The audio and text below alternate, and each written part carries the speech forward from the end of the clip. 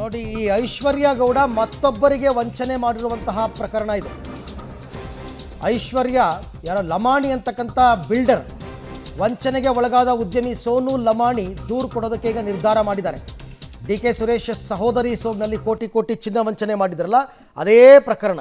ಸೋನು ಲಮಾಣಿ ಅಂತ ಆತನಿಂದ 6.5 ಕೋಟಿಗೂ ಅಧಿಕ ವಂಚನೆ ಮಾಡಿದಾರಂತೆ. ಐಶ್ವರ್ಯ ಗೌಡ ಅಲಿಯಾಸ್ ನವ್ಯಶ್ರೀ ಬಿಲ್ಡರ್ ಅಂತ ಪರಿಚಯ ಮಾಡಿಕೊಂಡು ಆತನಿಗೂ ಮಕ್ಮಲ್ ಟೋಪಿಯನ್ನು ಹಾಕಿದ್ದಾರೆ. ಐಶ್ವರ್ಯ ಗೌಡ ಅನ್ನೋರು 14 kg ಚಿನ್ನ ಏನು ವಂಚನೆ ಮಾಡಿದ್ದಾರೆ, ಅವರು ನನಗೂ ವಂಚನೆ ಮಾಡಿದ್ದಾರೆ. 5.5 ಕೋಟಿ ರೂಪಾಯಿ ನನ್ನೆಲ್ಲೂ ವಂಚನೆ ಮಾಡಿದ್ದಾರೆ. ನಾನು JP ನಗರ್ ಪೊಲೀಸ್ ಠಾಣೆಯಲ್ಲಿ ದೂರು ಕೊಡಬೇಕು ಅಂತ ಇದ್ದೀನಿ. RR ನಗರ್ನಲ್ಲಿರುವಂಥ ಐಶ್ವರ್ಯ ಗೌಡ ಅವರ ಪತಿಯವರೆಲ್ಲ ಸೇರಿ ನನಗೂ ವಂಚನೆಯನ್ನು ಮಾಡಿದ್ದಾರೆ. ನಾನು ಇವತ್ತು JP ನಗರ್ ಪೊಲೀಸ್ ಠಾಣೆಯಲ್ಲಿ ದೂರು ಕೊಡೋದಕ್ಕಾಗಿ ಯೋಚನೆ ಮಾಡಿದ್ದೇನೆ.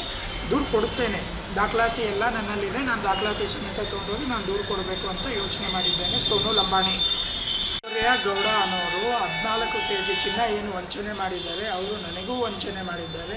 5.5 ಕೋಟಿ ರೂಪಾಯಿ ನನ್ನೆಲ್ಲೂ ವಂಚನೆ ಮಾಡಿದ್ದಾರೆ. ನಾನು JP ನಗರ್ ಪೊಲೀಸ್ ಠಾಣೆಯಲ್ಲಿ ದೂರು ಕೊಡಬೇಕು ಅಂತ ಇದ್ದೀನಿ. RR ನಗರ್ನಲ್ಲಿರುವಂಥ ಐಶ್ವರ್ಯ ಗೌಡ ಅವರ ಪತಿಯವರೆಲ್ಲ ಸೇರಿ ನನಗೂ ವಂಚನೆಯನ್ನು ಮಾಡಿದ್ದಾರೆ. ನಾನು ಇವತ್ತು JP ನಗರ್ ಪೊಲೀಸ್ ಠಾಣೆಯಲ್ಲಿ ದೂರು ಕೊಡೋದಕ್ಕಾಗಿ ಯೋಚನೆ ಮಾಡಿದ್ದೇನೆ. ದೂರು ಕೊಡುತ್ತೇನೆ, ದಾಖಲಾತಿ ಎಲ್ಲ ನನ್ನಲ್ಲಿದೆ. ನಾನು ದಾಖಲಾತಿ ಸಮೇತ ತೊಗೊಂಡೋಗಿ ನಾನು ದೂರು ಕೊಡಬೇಕು ಅಂತ ಯೋಚನೆ ಮಾಡಿದ್ದೇನೆ. ಸೋನು ಓಕೆ, ಅವರು ಅನ್ಯಾಯಕ್ಕೊಳಗಾಗಿದ್ದರೆ, ಮೋಸಕ್ಕೊಳಗಾಗಿದ್ದರೆ ಖಂಡಿತ ಅವರು ಕೂಡ ದೂರನ್ನು ಕೊಡಬಹುದು. ಸೋನು ಲಮಾಣಿ ಅಂತ ಇವ್ರ ಹತ್ರ ಹೇಗೆಲ್ಲ ದುಡ್ಡು ಕಿತ್ತಿದ್ರು, ಏನು ಎತ್ತ, ಆ ದುಡ್ಡು ಕೊಟ್ಟಿರೋದಕ್ಕೆ ಏನಾದರೂ ಸಾಕ್ಷ್ಯಗಳಿದೆಯಾ, ಎಲ್ಲ ದಾಖಲೆಗಳನ್ನು ಪೊಲೀಸರಿಗೆ ಕೊಟ್ಟು ದೂರು ದಾಖಲಿಸಿದರೆ ಅವರು ತನಿಖೆಯನ್ನು ಮುಂದುವರಿಸ್ತಾರೆ.